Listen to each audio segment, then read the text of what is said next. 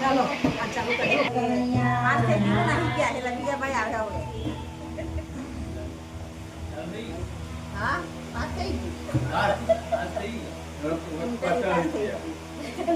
અરે પર ફાયદો છે પચાસ તો બોલાય પગા બહુ મસ્ત સિરાવીસ હવે આ બે દિવસ કેટલા લેવાના છે પછી અધ્યાય 40 માં મોબાઈલ આપે ના ના બધા ફોન તમને કરવા મને કે જે આખો અધિક માસ ના આયા હોય એમને આ સાંભળીને આખા અધિક માસનું પુણ્ય ફળ પ્રાપ્ત કરવાનું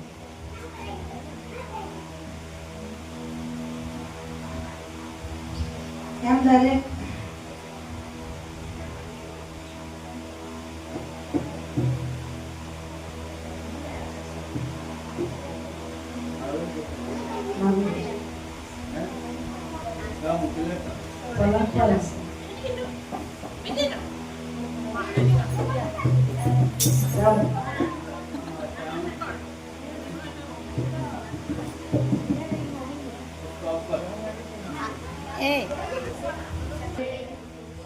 પુરુષોત્તમ માસ જે દર ત્રીજા વર્ષે આવે છે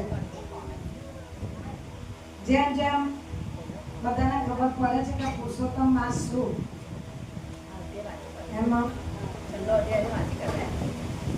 આપણું ભક્તિનું એવું વધતું જાય છે પુરુષોત્તમ મહાત્મય અને દાન પુણ્ય જેનાથી અધિક મહિનો થયો ના હોય જેનાથી દાન પુણ્ય થયું ના હોય જેનાથી આ અધિક મહિનાની અંદર દેવ દર્શન થયું ના હોય તેવા લોકોએ આજે પણ સાંભળ્યા પછી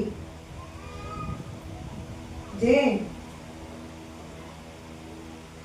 કાલે અમાસના દિવસે જો પોતાના કુવાના પાણીથી પણ નાય તો સ્નાન ગણાય છે આમળાનું ઝાડ હોય અને એના નીચે નાય તો પણ તીર્થનું સ્નાન ગણાય છે જેનાથી આખો અધિક મહિનો ના સંભળાયો હોય એ અમાસના દિવસે શિવ મંદિરે જઈને ભગવાનને જળ દૂધ કાળા તલ જવ અને પ્રસાદ અર્પણ કરીને ત્યાં બેસીને એક માળા કરી આવે તો પણ આખા પુરુષોત્તમ મહિનાનું ફળ મળે છે માટે આ પુરુષોત્તમ માસની અમાવસ્યા અને તે પણ આ વખતે સોમવતી અમાસ છે એટલે શિવ દર્શનનો પણ મહિમા અને પુરુષોત્તમનો પણ મહિમા ભેગો થયો છે માટે એ બહુ શુભ ફળ આપનારી છે જેમ ઉદય પામેલો સૂર્ય સમગ્ર અંધકારને બાળી નાખે છે તેમ તે શિવ અને પુરુષોત્તમ ભગવાન આપણા સર્વ પાપોને બાળી નાખે છે અને આ શુભ વ્રત લોકોને પરમ શાંતિ આપે છે એમાં સંદેહ નથી અમાસના દિવસે દીધેલું દાન 100 ગણું તિથિથી ક્ષયમાં કરેલું દાન 1000 ગણું અને તુલા અને મેષ સંક્રાંતિ વખતે દીધેલું દાન 1,00,000 ગણું અને અધિક માસમાં જે વ્યતિપાત આવે છે એ વ્યતિપાતમાં દીધેલું દાન અનંત ગણું ગણાય છે અનંત ગણું એટલે તમારા જન્મો જન્માંતર લગીને પુણ્યની પ્રાપ્તિ થાય છે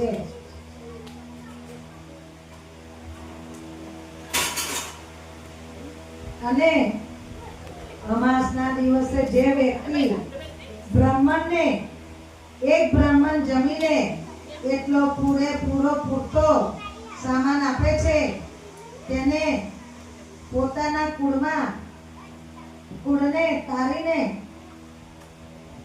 અને વૈકુંઠ ધામમાં જાય છે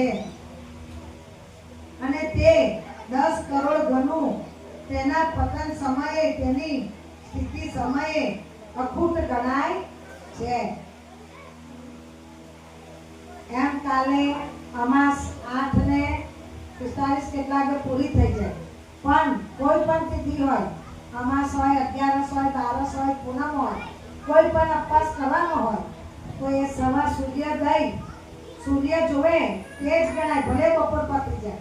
કેમ કે આપણે પૂજા કરવા બેસે તો દીવો સળગાય, પૂજા કરવા બેસે તો સૂર્યને પગે લગાડે, દીવો તો ઓલવાઈ જાય, પણ સાચો આપણી દરેક એની સાક્ષી કોણ? તો સૂર્ય જ છે સાક્ષી, એટલે સૂર્યની સાક્ષીની તિથિ ગણાય.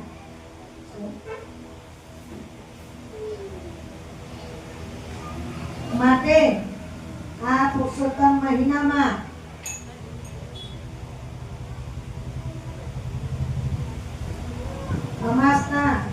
અમાસને અને પિતા મનુ વગેરે એટલે 14 આદિ તિથિઓને પણ માતા બારસને બેન તથા જે વ્યતિપાત આવે છે એને ભાઈ ગણે છે. આ મહિનો પુરુષોત્તમ માસ, અને પિતાએ આપેલું 100 ગણું, માતાને આપેલું 1000 ગણું અને બહેનને આપેલું 10,000 ગણું ગણાય છે. માટે પુરુષોત્તમ માસમાં દાન પુણ્ય કરતું રહેવું પડે, અને જેટલું દાન પુણ્ય કરશો એટલા તમે આગળ આવશો. હે રાજન, એ વ્રત કરવાથી તમારા એવા પાપોના ઢગલા જે છે તે બળી જાય છે. અને પુરુષોત્તમ માસની અંદર સાંભળો, અને માધવ ફાલ્ગુન મત્સર વૈશાખ અથવા શ્રાવણ માસમાં તે દિવસે અમાસને પિતા પૂજા કરે એ આ ઉત્તમ વ્રતનો આરંભ કરવો. અને અમાસ તો હંમેશા કરવી જોઈએ. એ ગ્રહણ હોય ત્યારે પણ જેવું ગ્રહણ પૂરું થાય છે ત્યારે જો બ્રાહ્મણને દાન આપીને તમે ઘરમાં જે પણ કાંઈ કરો તેનું પણ 100 ગણું પુણ્ય ફળ તમને મળે છે. અને દરેક કોઈ પણ વ્રત કરો તો એ વ્રતે પણ ફૂલ લઈને ફૂલની પાકડી કઈ પણ બ્રાહ્મણને દાન આપો છો તો એ વ્રત તમારું અખૂટ પુણ્ય પ્રાપ્ત કરે છે. દાન કર્યાનું ફળ માણસ હંમેશા મેળવ્યા જ કરે છે.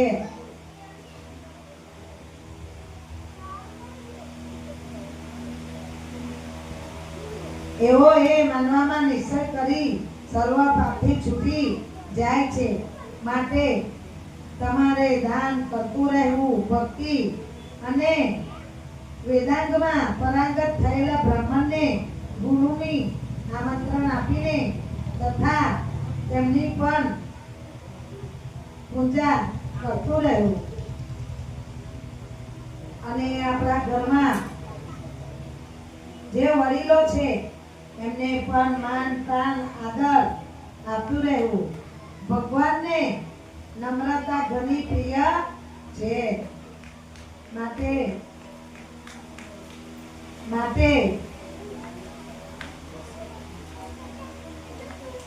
માટે ગદા ધારણ કરતા એ વિષ્ણુ ભગવાન અને ગરુડ પર બિરાજેલા સોનાના વિષ્ણુ ભગવાનને પણ નમસ્કાર કરીને પૂજન કરવું. તે પછી પોતાના વૈભવના પ્રમાણમાં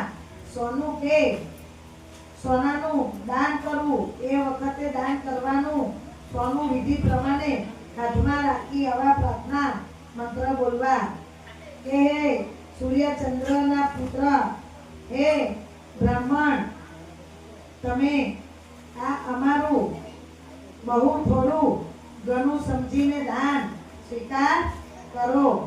અને હે પ્રભુ, હે પુરુષોત્તમ માસ, હે વિષ્ણુ ભગવાન, અમે તમારી આવીને આવી ભક્તિ કરતા રહીએ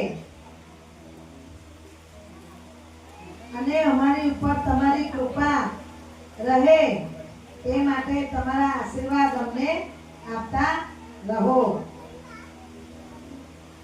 અને હે ભગવાન, આ પુરુષોત્તમ માસ મેં કર્યો છે, જેનું ફળ મને, મારા પરિવારને અને જે પણ કોઈ દુઃખી જન હોય તેને આ મારું દાન, આ મારું ઉપવાસ કે અધિક માસનું પુણ્ય ફળ દરેકને પ્રાપ્ત થાવ. આપણે પોતે ઉપવાસ કરીએ પુરુષોત્તમ માસનો, પણ કોઈ દુઃખી હોય અને એને આપણે એનું ફળ આપીએ તો એનાથી ડબલ પુણ્ય આપણને મળે છે. આપણા ફળના ઉપવાસથી જો કોઈ દુઃખી જન સુખી થતું હોય અને એ પુણ્ય આપણે આપીએ તો એમાં ઉપરવાળો રાજી થાય છે. માટે દર ત્રીજે વર્ષે અધિક માસ આવે ત્યારે પુરુષોત્તમ ભગવાનનું મન, તન, ધન, કર્મ, વચનથી ઉપવાસ, દાન, પૂજા, વિધિ, સ્નાન, તીર્થ, ભક્તિ તમે કરતા રહો અને ફક્ત પુરુષોત્તમને જ સેવતા રહો. જ્યારે તમે પુરુષોત્તમ માસ કરો છો તેમ તમારા અખૂટ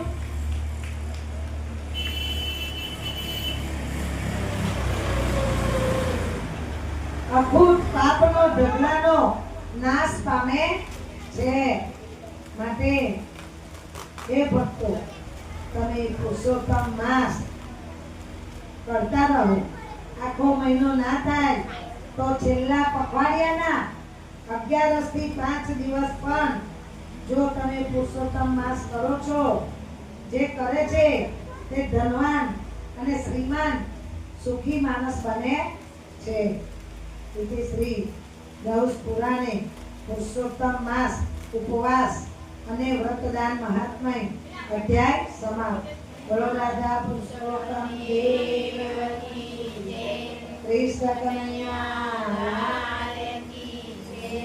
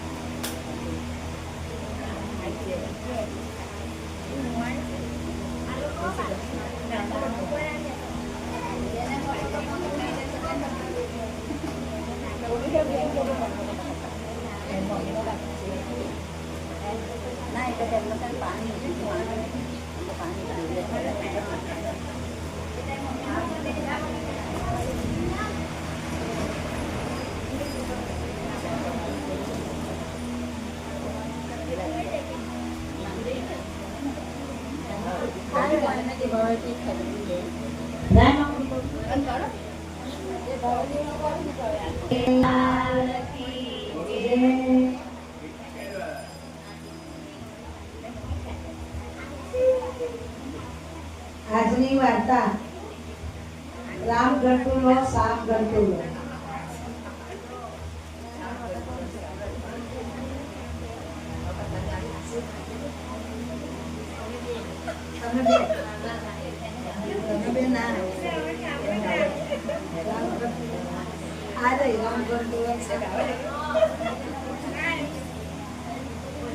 ચાલો, એક ગામ હતું. એક ગામની અંદર એક દેરાની અને જેઠાણી એક ગામ હતું. એ ગામમાં એક દેરાની ને જેઠાણી રહેતા. દેરાની જેઠાણી રામ ગંટુલો શ્યામ ગંટુલો.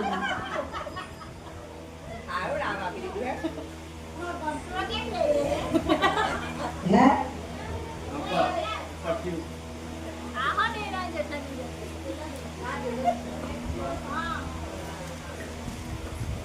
ગઢુલો ભાવનાબેન શ્યામ ગઢુલો એક ગામ હતું. એ ગામની અંદર દેરાણી જેઠાણી રહેતા અને બે ભાઈ એક દુકાનમાં જતા. અધિક માસમાં કથા સાંભળવાનો મહિમા ઘણો છે, જેથી પુરુષોત્તમ માસની કૃપા આપણી પર હંમેશા રહે છે. અને આ વાર્તા સાંભળવાથી આપણને ઘણું પુણ્ય પ્રાપ્ત થાય છે.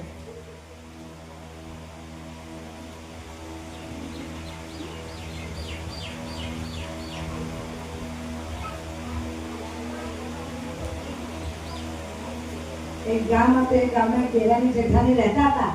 દેરાણી બહુ ભોળી, સાવ ભોળી, અને જેઠાણી ઈર્ષાળુ. દેરાણી આખા ઘરનું ભોળા ભાવે કામ કરે. જેઠાણી કે આમ કરી કાઢ, તેમ કરી કાઢ. દેરાણી કે કઈ વાંધો નહીં, એ મોટા છે, હું નાની છું, મારે કામ કરવું જોઈએ. ભલે મારી જેઠાણી કશું કામ ના કરે, એ વડીલ છે, તો મારે એમનું માન રાખવું જોઈએ. એમ તો દેરાણી બધું કામ કરે અને જેઠાણી રોજ આખા કામમાં અલીબાઈ તલીબાઈ કરે અને પંચાયતીઓ કરે. એક દિવસ બન્યું એવું કે જેઠાણી તો બહાર કપાટા મારવા ગયા હતા, ઘેર ભૂલે ગયા. દેરાણીને કઈ જરૂર પડી એટલે ઘરનું કામ કરી પરવારી જેઠાણીને બોલાવી જતા હતા. એટલે જેના ઘરે જતા હતા ત્યાં તો જેઠાણી બે વાત કરતા હતા કે મારા દેરાણી તો કઈ કામ કરતા છે નહીં, અને મારી દેરાણી તો હાવ અભણ અને હાવ મૂર્ખી છે. આખો દિવસ પડીને પાથરી રહે બે, 4 ઢોકળા ઘસે, એમાંય કે મેં કામ કર્યું. કોણ કે જેઠાણી પડોશના તૈયા પંચાયત કરે અને બોલાવા ગયેલી દેરાણી આ રોતા તો બધું સાંભળે. ત્યારે દેરાણી તો ઊભી સાંભળે છે અને કહે છે અરે મારી જેઠાણી તો કેટલા એવું છે, આખા ઘરનું કામ હું જ કરું છું, તે છતાં આવું કે છે.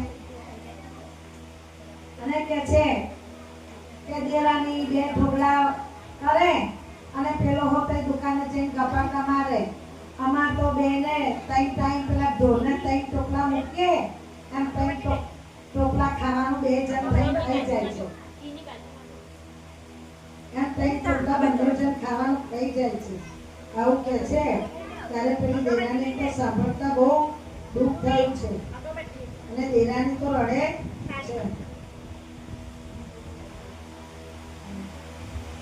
ત્યારે દેરાણીને ઊભા આંખમાંથી આંસુ સર વહે છે કે મારો માણસ રાત્રે આવે છે તો થાકીને લોટપોટ થઈ જાય છે અને હોશ હોતા નથી. મને ખબર નથી કે મારી જેઠાણી આવી છે, અમારા પ્રત્યે આવું બોલે છે. કેમ કે મારા વગને એવું કે છે કઈ મહેનત મજૂરી કરી નથી, મોટા ભાઈની મિલકતમાં ખાવું છે અને વહુ ઘરમાં કોઈ કામ કરતી નથી. જ્યારે ખાવાનો સમય થાય ત્યારે થાળા ભરીને ખાઈ લે છે. 2-3 ટકારા ભરાય એટલું તો 2 જણ ખાઈ જાય છે. આવી રીતના જેઠાની બાજુમાં કે વાત કરે પાછું કે બેન ઘરની વાત બીજાને થોડી કહેવાય, આ તો હું તને જણાવું છું. આખા ગામમાં આવી વાતો કરે છે એટલે બિચારી એ તો રડે છે. કે હું એના જેઠને કહું ને તો એનો જેઠ મારી જોડે ઝઘડો કરે કે આપણા નાના ભાઈ છે, આ તારો નાનો દિયર છે, આપણે એવું નહીં કરવાનું, માટે હું કોઈ એમને કશું કહેતી નથી. આ બધું તો દેરાણી સાંભળ્યું. અસરબેન આ તો અમારા ભાગ ભોગલાય એટલે અમારે એમને વેઠવા પડે છે, બાકી હું તો રાખું નહીં. એ તો ઘરે જઈને દેરાણી તો બધું સાંભળીને બહુ રડે છે. ભગવાનને કહે છે કે હે ભગવાન, આ કેટલું જૂઠું બોલે છે, આખા ઘરનું કામ હું કરું છું, રસોડા કરું છું, એને એક પણ કપડો નથી વાળો પડતું, આટલું કામ કરતા મને કોઈ જસ નહીં આજે, અને બહાર જઈને આટલી બધી ખરી ખોટી મારી વાતો કરે છે, મારા વરની આવી વાતો કરે છે. મારો ઘરવાળો હો કે આખો દિવસ દુકાને બેસે નહીં, ઘડી ભરનો આરામ નહીં, ઘરે આવે તો થાકીને લોટપોટ આવે તાય અમારા બહેનો આવો અભ્યાસ કરે છે મારી જેઠાણી. ભગવાન આ તો બહુ ખોટું થાય. એ તો એવી રડી રડે બહુ રડે છે અને આખા ઘરનું કામ કરે છે. સાંજે દુકાનેથી બે ભાઈઓ ઘરે આવે છે. રસોઈ તૈયાર હતી, ખાધું એ લોકોએ, બધા જમીન ગયા એટલે દેરાની ખાઈને વાસણ ઘસીને રાત્રે એના રૂમમાં સુવા જાય છે દેરાની. એનો પતિ જાગતો હશો એટલે એનું મોઢું ઉદાસ જોયું. પૂછે છે કે શું થયું? એને ખબર છે કે મારી પત્ની આખા ઘરનું બધું જ કામ કરે છે. તો કે શું થયું તને? તું આજે આટલી ઉદાસ કેમ છે? એટલે આવું સાંભળ્યું એટલે એની આંખમાંથી દર આંસુ આવવા માંડ્યા અને પતિના ખોળા માથે નાખી બહુ રડવા માંડ્યું. તને શું થયું? તો કે ભાભી એટલું બધું મને આખા ઘરનું કામ કરાવે તમે કોઈ દિવસ કીધું નથી, પણ એમને જ્યારે તમારી પણ વાત કરી એ મારાથી સહન થયું નથી. તાકે તું રડીશ ના, જે થયું હોય એ તું મને કે, હું તારી વાત સમજીશ. પછી એની પત્નીએ તો બધું એના વરને કહ્યું કે પડોશના ઘરે બેસીને ભાભી આવું બધું બોલતી હતી. આપણે નાના છે તો મોટાની માન રાખીશું, પણ હવે ભેગું રહેવું શક્ય નથી. કેમ કે આપણે 3 ટોપલા ખાવાનું કહીએ છીએ, તમે દુકાને બેસી રહો છો, આપણે એમના ઉપર બોજ છે. માટે આપણે જુદા થઈએ, તમે કહો તેમ કરીએ. આટલું કામ કરવા છતાં આપણા છાનવાળા પગ આપણા માથે જ લૂછાય છે. પણ આજે તમે કાનો કાન બધું સાંભળ્યું છે એટલે હું તમને કહું છું, આપણે ભલે લોકોને એવું કે આપણે સૂકા ખાંડા ઢોર છે, તો આપણે ખાંડા ઢોર થઈને રોટલા ખાવા એના કરતાં જુદા થઈ જઈએ. પતિએ પણ પત્નીને આશ્વાસન આપીને કહ્યું કે કઈ વાંધો નહીં, કાલે મોટા ભાઈને હું વાત કરું છું. એટલે મોટા ભાઈ તો નહીં જોઈને બે ભાઈઓ જાય છે દુકાને જઈને બધી પાકની જ્યાં દુકાનની હોય ગરાકી હોય ને એટલે મોટા ભાઈને નાના ભાઈએ હાથ જોડીને કહ્યું, માફી માંગી કે ભાઈ હું તમને પગે લાગી કહું, તમે મારા પિતા તુલ્ય છો, દેવ તુલ્ય છો, પણ હવે મને તમારાથી જુદા કરી દો. તમે બહુ સારા છો પણ હવે મને જુદો કરો. એટલે શું થયું ભાઈ? મોટા ભાઈને બહુ દિલમાં દુઃખ થયું, પણ મોટા ભાઈને ખબર હતી કે એની પત્ની બહાર બધી વાતો કરતી હતી, પણ પરિવાર વિખરાય નહીં એટલે મોટા ભાઈ કંઈ બોલતા ન હતા. પછી મોટા ભાઈને વિચાર થયો કે આમ પણ મારી પત્ની એ લોકોને બહુ દુઃખ આપે છે, એની પત્નીને બહુ દુઃખ આપે છે. માટે મોટા ભાઈ કંઈ બોલ્યા નહીં અને આશીર્વાદ આપીને કહ્યું કે કંઈ વાંધો નહીં ભાઈ, હું બધું સમજુ છું, માટે હું તને કશું કહું નહીં. મારા અંતરના આશીર્વાદ તને છે, તું તારી પત્નીને લઈ જુદો થઈ જજો. પ્રેમથી તારે કંઈ પણ જરૂર હોય તો મને કહેજો. આ બાજુ તો આ લોકો ગામમાં બીજી જગ્યાએ જુદા રહ્યા એટલે જેઠાણી તો ખુશ કે હા 2 જણ ગયા તારા પાને ખસ ગઈ એમ કરીને તો બહુ ખુશ થઈ ગયો. પેલી બિચારી દેરાણી જે મળે તે ખાઈને સંતોષ માને છે. એવામાં પુરુષોત્તમ માસ આવે છે. પુરુષોત્તમ માસ કરવા દેરાણી તૈયાર થઈ અને જેઠાણી પાસે ગઈ અને કહે છે કે ભાભી મારે અધિક માસ નાવું છે અને વ્રત કરવું છે, તો તમે મને વ્રતની વિધિ કહો અને બધું કહો. તો જેઠાણી મનમાં વિચાર કરશે કે હા વાલી મોઈને ધર્માર્થ આવું એટલે તારે કરવું છે કેમ અધિક માસ, મનમાં વિચાર છે. એટલે હું એને ઊંધું વ્રત કહું એટલે એને ભગવાન શ્રાપ આપે અને પાયમાન થઈ જાય. એટલે હું તને કહું છું કે અધિક માસનું વ્રત કેમ કરાય.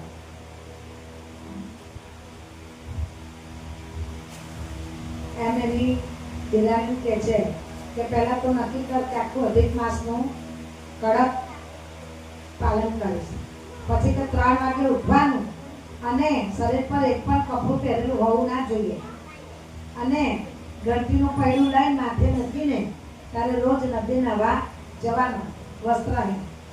એ પૈડું લઈને પહેલા આખા ગામમાં ફરવાનું વસ્ત્રહીન પછી તારે નવાનું આખો મહિનો આવું તારે કરવાનું 3 વાગે ઉઠીને જવાનું એટલે કોઈ હોય નહીં તું આવી રીતના સ્નાન કરીશ તો તારે આ વ્રત તને ફળશે તારે કોઈને કશું કહેવાનું નહીં ને તો તારું બધું વ્રત કરેલું પાણીમાં જશે માટે તું દેરાની ભોળી હા હશે કઈ વાંધો નહીં ભાભી તમે મને વ્રતની વિધિ કરી હું બહુ ખુશ છું એના ગયા પછી ભરતી તો બહુ હસવા માંડી જોઈ અને કહેવા માંડી કે જા તું ગામમાં ફર શું અને ગામ લોકો કોઈ જોશે તો એની મસ્કરી કરશે અને કોઈ રાત્રે નહીં જોવે તો પેલું ગંજીનું પહેલું જે છાતી બાંધેલું હશે તેની છાતી અખડાતા એનો અંત આવી જશે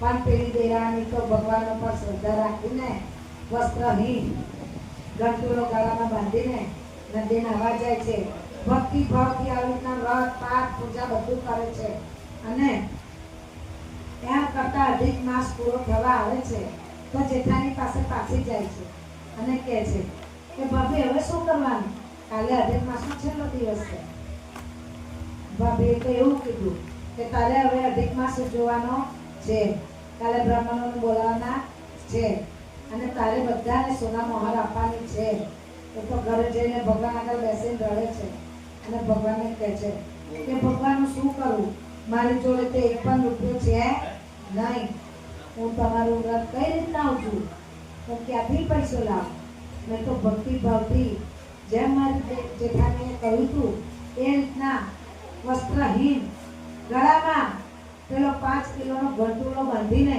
નદી નાહવા ગઈ છું ઘરે આવીને ઘંટુલો ગળામાં રાખીને મેં તમારી પૂજા કરી છે તો પણ ભગવાન તમે મારી પર પ્રસન્ન થયા નથી માટે મારું એવું કયું પાપ હશે કે હજુ મને મારો ઉદ્ધાર કંઈ થયો નથી કે મારા ઘરમાં આજે તમારું ઉદ્ધાર કરવા માટે 1 રૂપિયાની પણ લક્ષ્મી છે નહીં માટે હે પુરુષોત્તમ ભગવાન આ તો તમે મારા વાલ્યા આવો ને તો પછી મને મોત આપો ત્યારે પુરુષોત્તમ ભગવાન આવે છે અને દર્શન આપે છે અને કહે છે કે તું ચિંતા કરીશ નહીં કાલે સવારે વહેલી ઉઠજે અને જે ઘંટીનું પહેલું તું ગળામાં બાંધી હતી અને મૂકેલું છે તેને પાણી છાંટજે અને ઘંટીનું પહેલું હટાવજે એટલે એના નીચેથી તને જે મળે એ વેચીને વસ્તુ લાવીને તું મારા વ્રતનો ઉદ્યાપન કરજે એ તો ભગવાનના કહેવાથી સવાર વહેલી ઉઠે છે ઘંટીનું પહેલું જે હોય છે તો પહેલું ઘંટીનું ચડકે છે અને પછી ઘંટીનું પહેલું ઉઠા છે તો નીચે પૈસા સોના મહોર હોય છે અને એના પતિને બોલાવીને લાવે છે કે જો આ સોનાનું પહેલું થઈ ગયું છે મારા વ્રત કરવાથી ભગવાને કહ્યું કે આને તું કોઈને કહેતી નહીં પણ આ મેં તમને કહું છું એ તો બધું પૈસા આ સોના મોર વેચીને અને બધું સામાન લઈ આવીશ અને બ્રાહ્મણો માટે જે ભ્રમણ કર્યા હતા એ લોકો માટે પણ એક સોના મોર કાઢ્યો સરસ વસ્ત્ર લાયા સુંદર માલપુડા દૂધપાક દાળ ભાત શાક પૂરી શું સુગંધ આવે છે બ્રાહ્મણો તો 108 આયા છે આ બાજુ જેઠાની રાહ જોવે છે કે પેલી પાસે તો રૂપિયા છે નહીં એ કઈ ઉજવશે બ્રાહ્મણ એના ઘરે જશે તો ઠાઠા મસ્કરી કરશે અને એનું આખા ગામમાં નામ ખરાબ થશે જેઠાની તો રાહ જોઈને ઊભી છે પણ આ બાજુ તો સરસ સુંદર એવી રસદાર રસોઈ તૈયાર થઈ છે અને પ્રભુ પુરુષોત્તમ ભગવાન જાતે આવીને રસોઈના સ્વાદ પૂરે છે બધા બ્રાહ્મણો લાઈનમાં બેઠા છે બધાને વસ્ત્રદાન એક સોના મોર બધાને આપી છે જેઠાની તો જેવી સુતેલી ઊભી થાય છે એનાથી ઉઠાતું છે નહીં એના છાતીએ તો મોટું ઘંટીનું પડ ચોંટી ગયું છે જેઠાણી તો વિચારમાં પડી જાય છે કે આ શું થઈ ગયું મારા છાતે ઘંટીનું પડ ઉખાડવા જાય પણ ઘંટીનું પહેલું ઉખડતું નથી અને હવે એ પહેલું ઉખાડતું નથી એનો પતિ જુએ છે આ શું થયું પતિ ઉખાડવા જાય ઉખાડતું નથી. એનો પતિ કહે છે, અરે અભાગણી, આ તે માતા દેરાણીને અઘા કર્યા અને આ બધું નક્કી એનું પાપ છે. એટલે કે સાચી વાત કહો છો.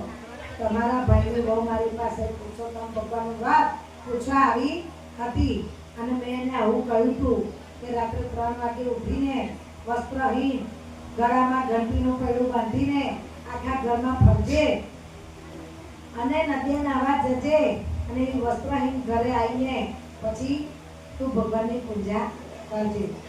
નક્કી આ એનો કોપાઈમાં છે. જેઠાણીને તો સમજાયું. આ નક્કી માન કે ના માન, આ ભગવાન કોપાઈમાં થયા છે. ત્યારે હવે આ મારે કહું હોય તો મારે શું કરવું જોઈએ? અને આકાશવાણી થઈ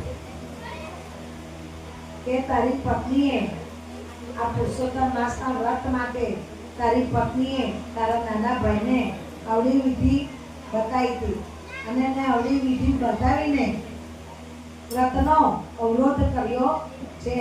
એ ભોળી મારી ભક્ત છે. એ સાચાજીથી પૂછવા આવી હતી તેને સાચો રસ્તો બતાવવો હતો.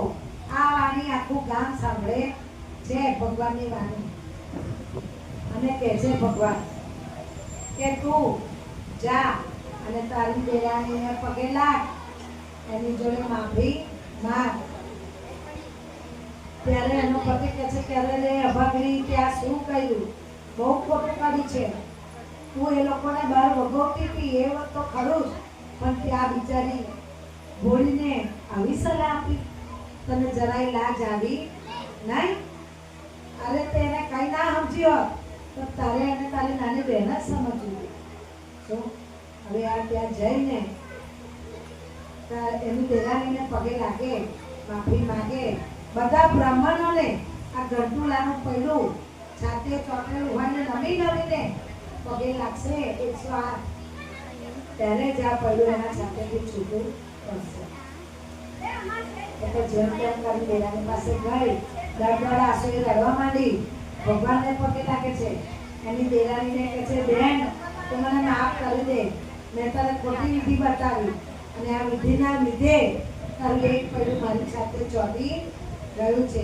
બધા બ્રાહ્મણો નહીં એક કરીને માફી માંગે છે કે હે પ્રભુ, હે પુરુષોત્તમ ભગવાન, તમે મને માફ કરી દો. હે બ્રાહ્મણો, તમે ધરતી પરના દેવ છો, માટે મને સદબુદ્ધિ આવે એવા આશીર્વાદ તમે આપો. એ તો જેવા 108 બ્રાહ્મણને પગે લાગે છે, ભગવાનને પગે લાગે છે, દેરાણીને પગે લાગે છે, એવું જ પૈડું એના સાથેથી છૂટું પડી જાય છે. અને એના વરની પણ દુકાન ખુલે છે. સરસ બે ભાઈ ગામની અંદર જુદી જુદી દુકાન ખોલીને રાજી ખુશીથી રહે છે. વાર તહેવારે ભેગા થાય છે, રાજી ખુશીથી ખાઈ પીને મોજ મસ્તી કરે છે. હે પુરુષોત્તમ ભગવાન, જેવા તમે દેરાણીને ફર્યા એવા અમને સૌને ફરજો. બોલો રાજા પુરુષોત્તમ દેવ કી જય. કૃષ્ણ કનૈયા લાલ કી જય. હવે પુરુષોત્તમ માસ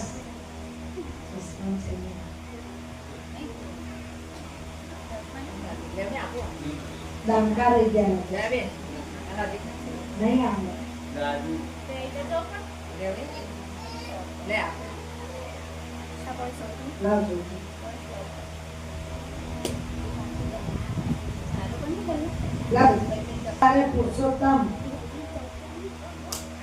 પુરુષોત્તમ મહિનાની પૂર્ણાહુતિ હવે પછીનો પુરુષોત્તમ માસ ઈસવીસન 2029 ચૈત્ર મહિનામાં આવશે. ચૈત્ર મહિનામાં આવશે હવે પછીનો પુરુષોત્તમ માસ. અધિક જેઠ વદ અમાસને સોમવતી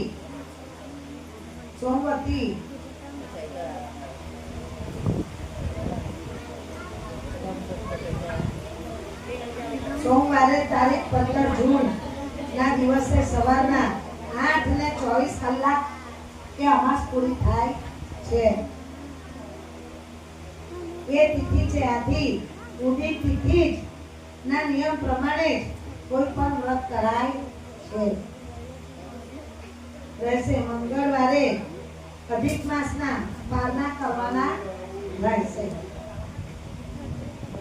હવે પછીનો પુરુષોત્તમ માસ મહિનો ઈસવીસન 1900 16 માર્ચથી ચૈત્ર મહિના તરીકે પુરુષોત્તમ મહિનો આવશે.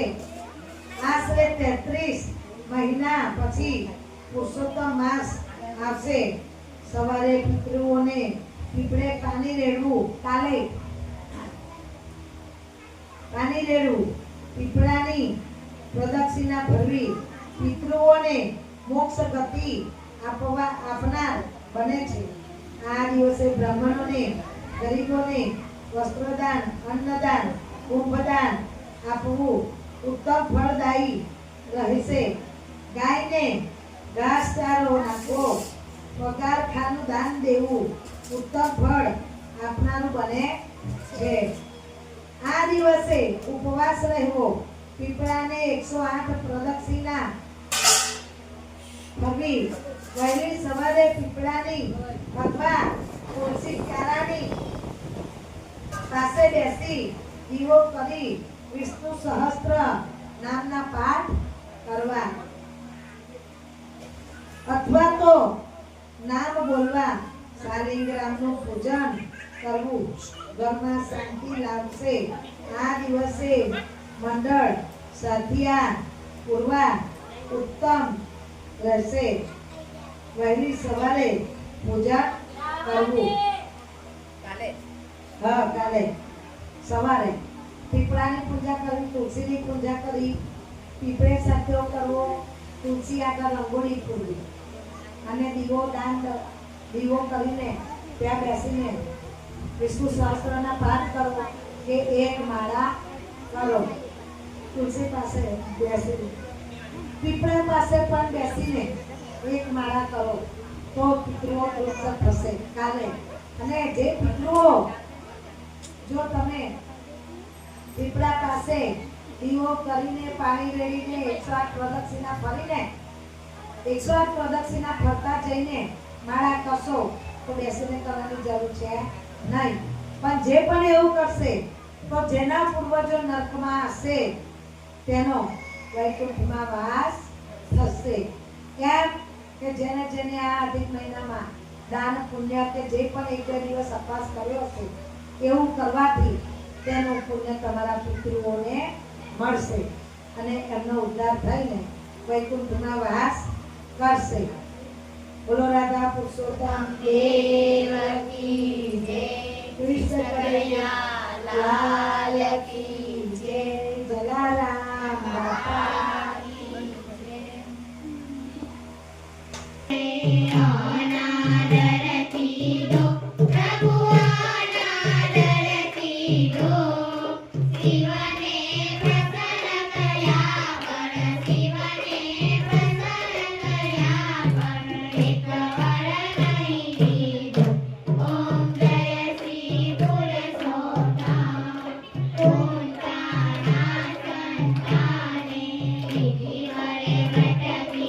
Pode já.